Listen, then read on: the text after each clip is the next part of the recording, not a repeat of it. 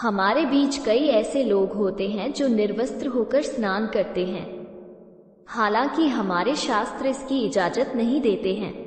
शास्त्रों के अनुसार निर्वस्त्र होकर स्नान करना अशुभ होता है और इसके फलस्वरूप हमें नुकसान उठाना पड़ सकता है। स्नान हर किसी की दिनचर्या का हिस्सा है। सर्दी हो या गर्मी, हर कोई बिना नहाए कोई अच्छा काम नहीं करता है। सुबह सुबह स्नान कर लेने से तन की सफाई के साथ साथ दिन की शुरुआत के लिए ऊर्जा भी मिलती है, लेकिन कई बार हम कपड़े हटाकर निर्वस्त्र होकर नहाते हैं, जिसका हमें बड़ा खामियाजा उठाना पड़ सकता है। अब आपके मन में भी सवाल उठ रहा होगा कि आखिर ऐसा क्यों? तो चलिए हम आपको बताते हैं। दरअसल इसके पीछे धार्मिक कारण छुपा हुआ है।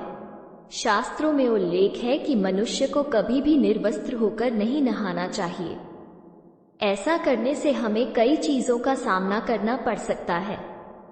हमारे शास्त्रों में कई ऐसी बातें लिखी हैं जिनका पालन हम सदियों से करते चले आ रहे हैं। इनके पालन से घर में सुख समृद्धि बनी रहती है। स्नान को लेकर भी ऐसा ही उल्लेख शास्त्रों में है।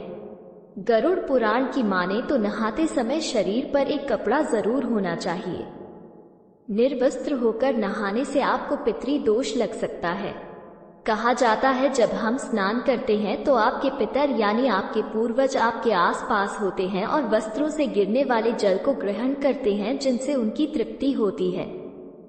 ऐसे में निर्वस्त्र होकर नहाने से वो नाराज हो जाते हैं, जिससे व्यक्ति का तेज, बल, धन और सुख नष्ट हो जाता है। इसलिए कभी भी निर्वस्त्र होकर स्नान नहीं करना चाहिए। निर्वस्त्र होकर स्नान न करने के पीछे एक पौराणिक कथा का भी उल्लेख है। कहा जाता है कि एक बार गोपियां सरोवर में स्नान कर रही थीं। इस दौरान वो निर्वस्त्र होकर स्नान कर रही थीं। ऐसे में बाल कृष्ण ने गोपियों के सभी वस्त्र छिपा दिए थे।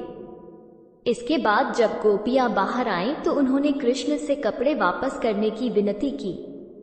इस पर भगवान कृष्ण ने उन्हें समझाया कि मनुष्य को कभी भी बिना वस्त्र के स्नान नहीं करना चाहिए। इससे जल देवता का अपमान होता है। इसके पीछे का एक और कारण भी बताया जाता है। कहा जाता है कि निर्वस्त्र होकर स्नान करने से शरीर में नकारात्मकता शक्तियों का प्रवेश होता है। ऐसे में कोशिश करें जब भी स्नान करें उस दौरान शरीर पर एक कपड़ा जरूर हो। झेलम स्टूडियोज परिवार के ओर से आपको ढेर सारी शुभकामनाएं। ऐसे ही और कहानियां सुनने के लिए पुनः पधारें। आपका दिन शुभ हो।